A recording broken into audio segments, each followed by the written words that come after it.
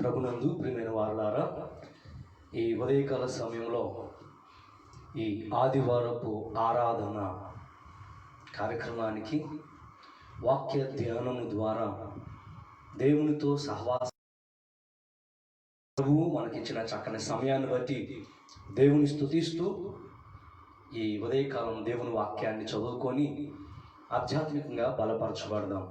చిన్న ప్రార్థన చేసుకుందాం.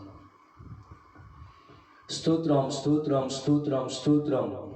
పరిశుద్ధుడు అయిన మా ప్రియ పరలోకపు తండ్రి, మీ పరిశుద్ధమైన నామమును బట్టి తండ్రి మీకే వందనాలు, కృతజ్ఞతాస్తుతులు, స్తోత్రాలు చెల్లిస్తున్నాను. ప్రభువా, గడిచిన కాలం అంతయు మీ పరిశుద్ధమైన కృపకు మమ్మల్ని యోగ్యులను చేసి క్షేమమునిచ్చి ఆరోగ్యమునిచ్చి సంరక్షించి ఈ పునరుద్ధరణపు ఆరాధనలో వాక్యం ద్వారా బలపరచబడడానికి తండ్రి మాకిచ్చిన ఈ చక్కని సమయం కొరకు కృతజ్ఞతాస్తుతులు చెల్లిస్తున్నాను. ఈ వాక్య ధ్యానమును కార్యక్రమాన్ని ప్రార్థన ద్వారా మేము ప్రారంభిస్తుండగా మీ సన్నిధిని మాతో ఉంచి లేఖన భాగము ద్వారా సూటిగా మాతో మాట్లాడి మా విశ్వాసము అభివృద్ధి అవునట్లు కృప చూపించి బలపరిచి మీరే మహిమ పొందమని యేసు పరిశుద్ధ నామములో ప్రార్థిస్తున్నాను పరలోకపు తండ్రి, ఆమేన్. మంచిది, వాక్య భాగాన్ని చదువుకొని ధ్యానం చేద్దాం. చూడండి, పరిశుద్ధ గ్రంథంలో నుండి ఆదికాండము 2వ అధ్యాయము 16-17 వాక్యాలు మనం చదువుకుందాం. ఆదికాండము 2వ అధ్యాయము 16-17 వాక్యాలు మనం చదువుకుందాం. మరియు దేవుడైన యెహోవా ఈ తోటలోనున్న ప్రతి వృక్ష ఫలములను నీవు నిరభ్యంతరముగా తినవచ్చును, అయితే మంచి చెడ్డల తెలివినిచ్చు వృక్ష ఫలములను తినకూడదు. నీవు వాటిని తిను దినమున నిశ్చయముగా చచ్చెదవని నరునికి ఆజ్ఞాపించెను.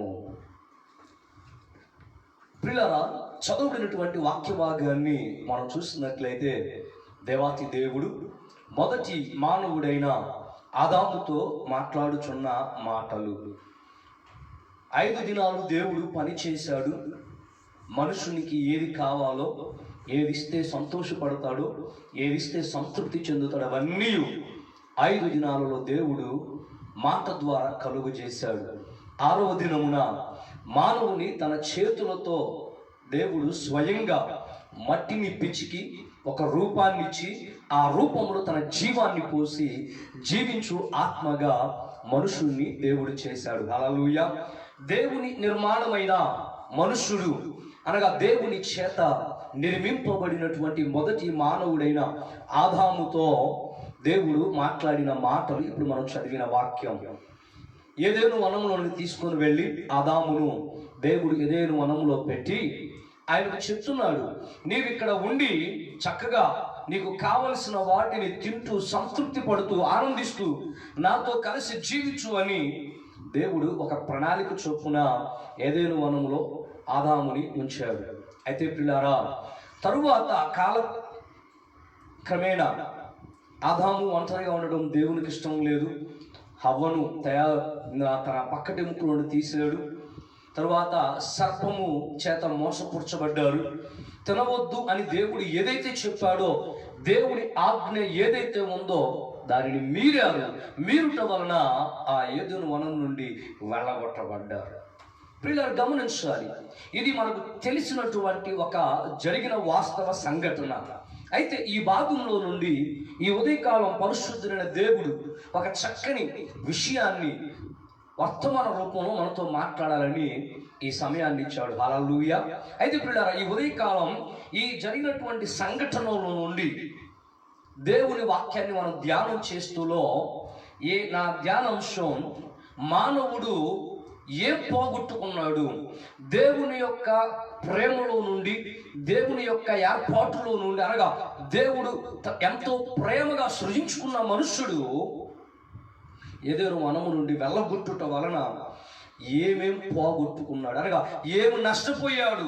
దేవుని సన్నిధి నుండి ఒక వ్యక్తి దూరం అయిపోతే, ఒక వ్యక్తి దేవుని సహవాసం నుండి దూరం అయితే నష్టపోయే విధానం ఎలా ఉంటుంది అనేది ఆదాము జీవితంలో నుండి ఒక 5 విషయాలు ఈ ఉదయకాలం మనం ధ్యానం చేద్దాం. చూడండి, ఆదాము తన పాపం అవిధేయత ఫలితంగా దేవుని సన్నిధిలో నుండి, అనగా ఏదైనా వనంలో దేవునితో నిత్యము పొందే ఆ అనుభూతిని, ఆ సంతోష సమయంలో నుండి ఏం పోగొట్టుకున్నాడు అని 5 ప్రాముఖ్యమైన విషయాలు పరిశుద్ధ లేఖనంలో మనం ధ్యానం చేయగలిగితే ఈ ఉదయకాలం ప్రభువు మనల్ని బలపరచుటకు, మనము దేవుని సన్నిధికి దూరము కాకూడదు, దేవుని సహవాసానికి దూరము కాకూడదు, ఆయన బిడ్డలుగా మనము జీవించడానికి ఏ విషయానికి బలహీనులం కాక ఎప్పటికప్పుడు మనం బలపరుచుకోవాలని ఈ ఆదాము జీవితంలోని 5 విషయాలు పరిశుద్ధాత్మ దేవుడు మనకు నేర్పిస్తున్నాడు. హల్లెలూయా.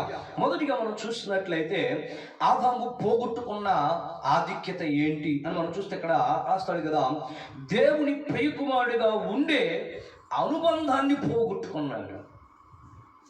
దేవుని ప్రియకుమారుడిగా ఉండే అనుబంధాన్ని ఆదాము పోగొట్టుకున్నాడండి.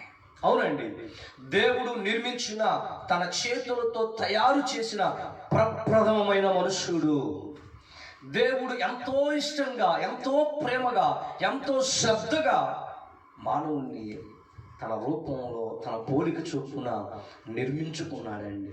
ఎప్పుడైతే పాపమునకు అవకాశం ఇచ్చాడో, చోటిచ్చాడో, దేవుని ఆజ్ఞను, దేవుని యొక్క ఉపదేశమును తిరస్కరించాడో, దేవునితో ఉండే అనుబంధం పోగొట్టుకున్నాడు.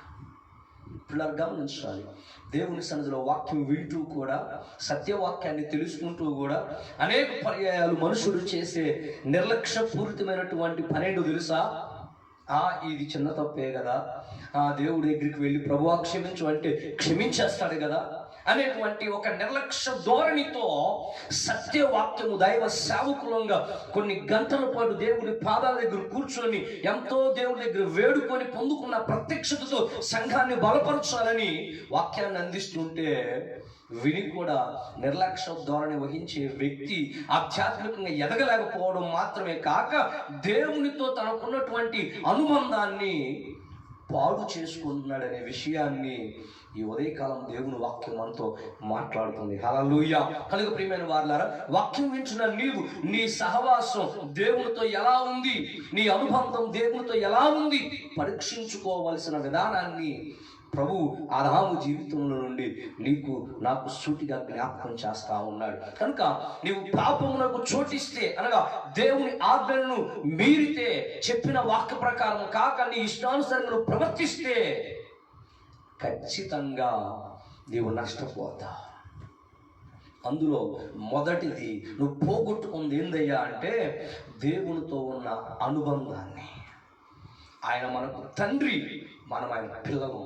ఈ బంధం మన శ్వాస ఈ భూమి మీద విడిచిపెట్టేంత వరకు కాపాడుకోవలసిన వారమై ఉన్నాం. పాపం మీద అధికారం చేస్తూ దేవుని చిత్తం జరిగించాల్సిన వారమై ఉన్నాము అనే విషయాన్ని దేవుని వాక్యం మనకు స్పష్టంగా జ్ఞాపకం చేస్తుంది. హల్లెలూయా. రెండవదిగా మనం చూసినట్లయితే దేవుడు అనుగ్రహించిన అధికారాన్ని, దైవ సంరక్షణను పోగొట్టుకున్నాడు.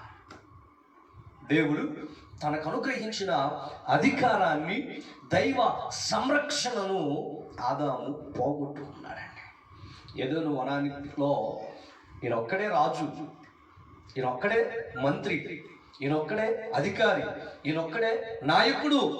తన యొక్క ఆలోచన లేకుండా, తన ఇష్టం లేకుండా ఆ ఏదైనా వనంలో ఏది జరగడానికి వీలు లేకుండా దేవుడు ఏం చేశాడంటే అధికారం ఇచ్చాడు. మీరు ఫలించండి, అభివృద్ధి చెందండి, విస్తరించండి అని, భూమిని నిండించండి అని ఒక అధికారం ఇచ్చాడు దేవుడు. ఏదైనా వనంలో దీన్ని కాస్త ఉండమని కూడా దేవుడు ఏం చేశాడు, అధికారం ఇచ్చాడండి. ఆ ఏదైనా వనమును ఖాయమని చెప్పిన దేవుడే, దాని మీద అధికారం ఇచ్చిన దేవుడే, ఎప్పుడైతే ఆదాములోనికి పాపము ప్రవేశించడం జరిగిందో ఆ అధికారాన్ని తొలగించాడు. అంత మాత్రమే కాదు, నిత్యము దేవుని సంరక్షణలో అక్కడ ఏదైనా మనం ఆనందించాల్సినటువంటి మనుష్యుడు నెట్టివేయబడ్డాడు. కారణం పాపమునకు అవకాశం ఇవ్వడమే. పిల్లరా, ఈ ఉదయకాలం దేవుని వాక్యం వింటున్నాం. మనం ఏ విధంగా వాక్యాన్ని అర్థం చేసుకుంటున్నాం, ఏ విధంగా వాక్యానుసారంగా మన జీవితాన్ని మలచుకుంటున్నాం, ఒకసారి ఆలోచన చేయగలుగుతున్నారా? కనుక ఈ ఉదయం దేవుడు సూటిగా నీతోనే జ్ఞాపకం చేస్తున్నాడు. నీవు పాపమునకు చోటిచ్చి దేవుని ఆజ్ఞను అతిక్రమిస్తే నీకు ఇవ్వబడిన అధికారాన్ని పోగొట్టుకుంటావు. అంత మాత్రమే కాదు, దేవుని సంరక్షణలో నుండి వేరు చేయబడతాం. దేవుడు కాపాడని ఎడల దాని పట్టణములు కావలి కాయవారు మేలుకొనుట వ్యర్థము అని 127వ కీర్తన భాగంలో కీర్తనాకారుడు జ్ఞాపకం చేయలా? అవునండి, దేవుని కాపుదల లేకుండా నువ్వు ఏ పని చేసినా నువ్వు సక్సెస్ కాలేదు. దేవుని సంరక్షణలో మనం ఉన్నప్పుడే మనము తలపెట్టే కార్యములలో విజయాన్ని, మన అధికారాన్ని ఉపయోగించి సక్సెస్ని చూడగలుగుతాం. కనుక ఆదాము తనకివ్వబడిన అధికారాన్ని, దేవుని సంరక్షణను పోగొట్టుకున్నాడు. మూడవదిగా మనం చూసినట్లయితే తన జీవితంలో దైవ స్వరూప సౌందర్యాన్ని పోగొట్టుకున్నాడు. మూడవదిగా తన జీవితంలో దైవ స్వరూప సౌందర్యాన్ని ఆదాము పోగొట్టుకున్నాడండి.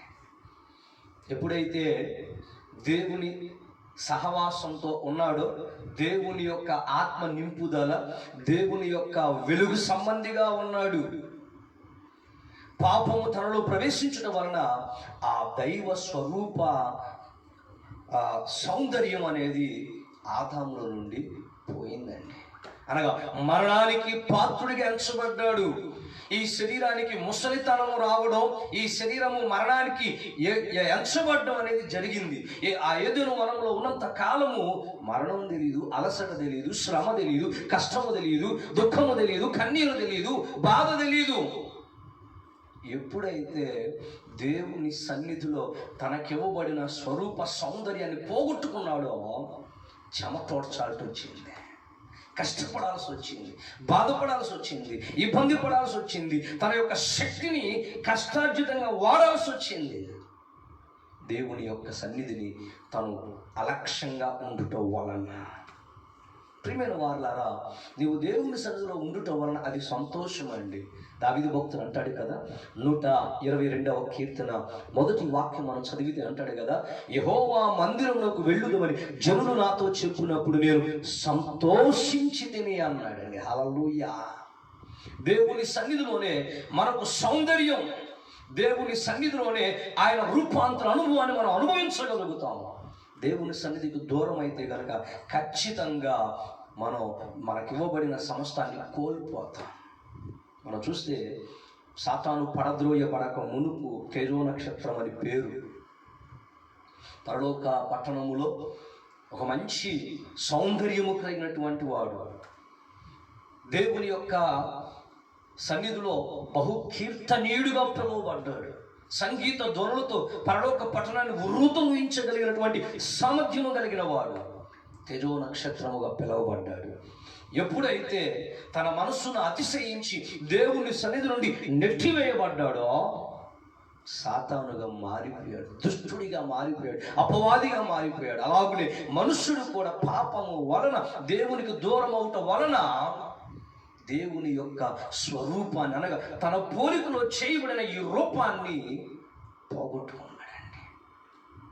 ఆదాము కూడా అదే పోగొట్టుకున్నాడు. ప్రియమైన వారలారా, ఈ ఉదయం వాక్యం వింటున్న నీవు పాపమునకు అవకాశం ఇస్తూ దేవుని ఆజ్ఞను అతిక్రమించితే దేవుని స్వరూపం నీలో నుండి పోతుందని జ్ఞాపకం చేసుకుంటున్నావా? దేవుని స్వరూపం నీ నుండి వెళ్ళిపోయిన తరువాత నీవు దేవుని బిడ్డగా బ్రతుకుతున్నాను అనుకునే భ్రమలో ఉంటావే తప్ప దైవ సంబంధిగా దైవ కార్యాలు నీవు మనస్ఫూర్తిగా చేయలేవు. ఈ లోకపరమైన పేరు ప్రఖ్యాతులు గుర్తింపుల కొరకు ఆరాట పడతావే కానీ ఇది దేవుని కొరకు చేస్తున్నాననే తపన, దేవుని కొరకు చేస్తాననే సంతృప్తి ఉండదు. కనుక ఈ ఉదయకాలం నీ స్వరూప సౌందర్యం అనేది యేసుక్రీస్తులో ఉన్నది. ఆయన యొక్క చిత్తం నీవు జరిగించడం వలన దాన్ని నువ్వు ధరించుకునేవాడు నిత్యరాజ్యంలో దేవునితో ఉండే బిడ్డగా నువ్వు మలచబడతావు. నాలుగోదిగా మనం చూసినట్లయితే, దేవుని దివ్య సంకల్పం తన అదృష్టాన్ని కోల్పోయాడు. దేవుని యొక్క దివ్య సంకల్పంలో తన అదృష్టాన్ని కోల్పోయాడండి. అంటే దేవునికి ఒక సంకల్పం ఉంది మనుషుని పట్ల, దేవునికి ఒక ఉద్దేశం ఉంది ప్రతి మనుషుని పట్ల, దేవుడు ఒక ప్రణాళిక కలిగి ఉన్నాడు ప్రతి వ్యక్తి పట్ల. ఆ ఉద్దేశంలో నుండి ఆదాము తనకివ్వబడిన ఆధిక్యతను పోగొట్టుకున్నాడండి. ఈరోజు దేవుని సన్నిధికి నిన్ను నన్ను దేవుడు పిలుచుకున్నాడంటే ఆయన ఒక ప్రణాళిక కలిగి ఉన్నాడు, ఒక ఉద్దేశం కలిగి ఉన్నాడు. పేతురు రాసిన మొదటి పత్రిక 2వ అధ్యాయం 9వ వాక్యం అట్లయినా, మీరు ఆశ్చర్యకరమైన తన వెలుగులోనికి చీకటి నుండి పిలువబడ్డారు, చీకటి నుండి ఆశ్చర్యకరమైన తన వెలుగులోనికి పిలువబడ్డారు, తన గుణాతిశయములను ప్రచురము చేయు నిమిత్తము. ఆయన గుణాతిశయములను మన ద్వారా దేవుడు ప్రచురించాలనుకున్నాడు. ఇది ఎంత గొప్ప ధన్యత అండి. హల్లెలూయా. దేవదూతులకు లేని భాగ్యము కేవలం వారు మనకు పరిచారకులే కానీ దేవుని యొక్క చిత్తాన్ని, దేవుని ఉద్దేశాన్ని ఇతరులకు తెలియపరచవలసింది, ఆ చిత్తాన్ని భూమి మీద నెరవేర్చవలసింది నీవు నేనే. అదే దేవుని యొక్క సంకల్పం, అదే దేవుని యొక్క సంకల్పం అండి. అదే పేతురు రాస్తాడు కదా, మీరు ఆశీర్వాదమునకు వారసులగుటకు పిలువబడ్డారు. దేవుడు అనుగ్రహించిన ఈ భూమి మీద సమస్తాన్ని మనం అనుభవించాలని దేవుడు కోరుకున్నాడండి. కానీ దేవుడిచ్చిన ఆ ఆధిక్యతను, అవకాశాన్ని ఒక చిన్న పాపము వలన చాలా వరకు పిల్లరా, నేను ఒక పుస్తకం చదివాను, దాంట్లో ఒక చిన్న సంఘటన రాయబడింది. అంటే ఎలాగంటే చాలామంది అంటారు పాపము అంటే అది పెద్ద కనబడేది కాదు, అది పెద్ద కనిపించేది కాదు కదా, మరి దాని గురించి మనం చెప్పుకోలేములే, ఏమైంది, ఎవరు చేయట్లేదు పాపం, అది చిన్నదే కదా, ఏమైందిలే, దేవుడు కరుణామయుడు కూడా క్షమించేస్తాడు అని చెప్పి సమర్థించుకుంటూ తప్పించు తిరుగుతూ ఉన్నారు. ఇలాంటి వారి గురించి ఒక భాగాన్ని నేను ధ్యానం చేస్తే అందులో ఉంది కదా, మనం సముద్రంలోకి వెళ్ళామనుకోండి, సముద్రంలోకి వెళితే నీటి బరువు ఏంటో మనకి తెలియదు. సముద్రంలోకి వెళితే నీటి బరువు ఏంటో మనకి తెలియదు. అదే బయటకు వచ్చి ఒక బిందె నీళ్లు తీసుకొని భుజాన్ని పెట్టుకోండి, ఎలా ఉంటుంది, నీటి బరువు ఏంటో మనకి తెలుస్తుంది. అలాగనే పాపములో జీవించే వ్యక్తి, పాపములోనే బ్రతుకుతున్న వ్యక్తి, పాపమును ఆధారం చేసుకున్న వ్యక్తికి ఆ పాపము యొక్క పరిపక్వత ఏంటో తెలియదు, గ్రహించలేడు. అందుకని యోహాను సువార్తలో యేసు ప్రభువు ఒక మాట అంటాడు, చీకటిలో ఉన్నవాడు వెలుగులోనికి రావడానికి ఇష్టపడడం లేదు. ఎందుకు అంటే వాని క్రియలు పాపము కనుక, చీకటి కనుక, వాడు ఎక్కడ వెలుగులోకి వస్తే వాని క్రియలు బయటపడతాయా అని వాడు చీకటిలో ఉండడం ఇష్టపడుతున్నాడే కానీ వెలుగులో లేదు అన్నాడు. ఇర్మియా రాస్తాడు, కూషు దేశస్థుడు తన చర్మపు రంగు మార్చుకోగలడా, చిరుతపులి తన వస్త్రం, తన శరీరం మీద ఉన్న మచ్చను మార్చుకోగలదా, అలా మార్చుకోనగలిగిన ఎడల పాపము చే అలవాటు పడిన వాడు పాపము విడిచిపెట్టడం కూడా జరిగిద్ది కదా అంటాడు. గమనించాలి, చీకటిలో ఉన్నటువంటి మనుషుల్ని వెలుగు సంబంధిగా మార్చాలనే దేవుడు ఈ ఆహ్వానాన్ని తెలియజేస్తున్నాడు. కానీ మనుషుడు ఏం చేస్తున్నాడు తెలుసా, పాపమునకు అలవాటు పడిపోయాడు, బానిస అయిపోయి దేవుని ఆజ్ఞలను అతిక్రమించుతూనే ఉన్నాడు. కనుక అతిక్రమించుతున్న వ్యక్తికి ప్రభువు జ్ఞాపకం చేస్తున్నాడు, దేవుని సంకల్పంలో ఉన్న అదృష్టాన్ని నువ్వు పోగొట్టుకుంటున్నావు. నిత్య రాజ్యంలో యుగయుగాలు దేవునితో ఉండాలని ఒక సంకల్పం, ఒక అదృష్టంగా నీకు ఇచ్చాడు ఆయన. అన్ని జనులమైన మనము యేసుక్రీస్తు ద్వారా రక్షణ పొంది ఆత్మ సంబంధమైన యూదులుగా మార్చబడి ఆ నిత్య రాజ్యంలో ఉండే గొప్ప భాగ్యాన్ని, యోగ్యతను యేసుక్రీస్తు ద్వారా అనుగ్రహించాడు. కనుక ఆ అనుగ్రహింపబడిన దాన్ని మనం అనుభవించాలి అంటే దేవుని వాక్యానుసారంగా మనం జీవించడం చాలా అవసరమై ఉన్నది అని పరిశుద్ధ లేఖనాలు మనకి స్పష్టంగా తెలియజేస్తా ఉన్నాయి. హల్లెలూయా. చివరిగా 5వది మనం చూసినట్లయితే, ఆదాము పాపము వలన, అవిధేయత వలన తను పోగొట్టుకున్న 5వ ఆధిక్యత ఏంటి అంటే, తన ఆత్మ, ప్రాణ, శరీర సహితంగా సొంత జీవితాన్ని పోగొట్టుకున్నాడు. తన ప్రాణాత్మ శరీర సహితంగా తన సొంత జీవితాన్ని పోగొట్టుకున్నాడండి. పాపలోకంలోకి వచ్చివేయబడ్డాడు, నెట్టివేయబడ్డాడు. మళ్ళా ఆ ఏదోని వనంలో ప్రవేశించకుండా 2 ఖడ్గములు అక్కడ పెట్టబడినది. దేవునితో ఉండేటువంటి ఆధిక్యత, దేవునితో ఉండాల్సినటువంటి సమయం లోకంలో పడిపోయి ఎంత బాధపడి ఉంటాడు. అయ్యో, ఈ సమయంలో ప్రభుత్వాన్ని ఎంత ఆనందించిన వాడిని, ఒక చిన్న అవిధేయత వలన, చిన్న పాపము వలన నా సొంత జీవితాన్ని, నా సొంత దేవునితో ఉండే ఆ గొప్ప ఆధిక్యతను నేను పోగొట్టుకున్నానని ఆదాము ఆ తర్వాత ఎంత బాధపడి ఉంటాడు. ప్రియమైన వారలారా, అలా నువ్వు బాధపడకూడదని దేవుడు నీకు ఇచ్చిన అవకాశాన్ని సద్వినియోగం చేసుకోవాలని ఈ ఉదయకాలం సూటిగా ప్రభువు నీతోనే మాట్లాడుచున్నాడు. సామెతల గ్రంథము 5వ అధ్యాయము 11వ వాక్యము నుండి 13వ వాక్యం వరకు మీరు చదవగలిగితే సొలొమోను భక్తుడు అక్కడ రాస్తాడు ఒక మాట, చాలా అద్భుతమైన మాటలు. తుదకు నీ మాంసము క్షీణించిన తరువాత నువ్వు మూలుగుతూ ఉంటావు. ఎలాగూ, అయ్యో నా బోధకుల యొక్క ఉపదేశం నేను ఎట్టు త్రోసివేసి తిని, దౌష్యము కొంచెమే నాకు ఎడమాయను అని మూలుగుతూ బ్రతుకుతావని రాయబడింది. అక్కడ శరీరంలో శక్తి తగ్గిపోయి, సత్తువ తగ్గిపోయిన తర్వాత ప్రభువా అని ఏమి ప్రయోజనం అండి? నీకు ఆరోగ్యం ఉండగానే, తెలివి ఉండగానే, బలం ఉండగానే, శక్తి ఉండగానే, యుక్తి ఉండగానే దేవుని కొరకు నిలబడితే అది నీకు గొప్ప భాగ్యం. కనుక ఇక్కడ ఆదాము తన సొంత జీవితాన్ని పోగొట్టుకున్నాడు. దేవునితో ఉండే అన్యోన్యమైన సంబంధాన్ని, సహవాసాన్ని పోగొట్టుకున్నాడు. తిరిగి ఆ ఆధిక్యతను మరలా మనకు ఇవ్వడం కొరకే యేసు ప్రభు వారిని రక్షకునిగా, విమోచకునిగా ఈ లోకానికి నాటి ధర్మశాస్త్రపు క్రియలను కొట్టివేశాడు ప్రభు. హల్లెలూయా. అందుకనే రాస్తాడు చూడండి, యోహాను సువార్త 1వ అధ్యాయము 12వ వాక్యం మనం చదివితే అక్కడ ఉంటుంది కదా, తన్ను ఎందరు అంగీకరించారు వారందరికీ, అనగా తన నామమునందు విశ్వాసం ఉంచిన వారందరికీ దేవుని పిల్లలగుటకు ఆయన అధికారం అనుగ్రహించాను అని రాయబడింది. హల్లెలూయా. తిరిగి యేసుక్రీస్తు మూలంగా మనకు పడింది. ఆయన పిల్లలుగా, ఆయనతో సహవాసం చేయడానికి, ఆయనలో ఆనందించడానికి, ఆయనలో పరవశించి ఆయన ఉద్దేశాలు మన జీవితం ద్వారా నెరవేర్చడానికి ఎవరైతే ఆయన అంగీకరిస్తారో, ఆయన నామముందు విశ్వాసం ఉంచుతారో వారందరినీ కుల, మత, జాతి, వర్గ భేదాలు లేకుండా ఆయన పిల్లలుగా ఆయన ఆహ్వానించే ఒక గొప్ప ప్రణాళికను యేసుక్రీస్తు ద్వారా ఆయన ఏర్పాటు చేశాడండి. హల్లెలూయా.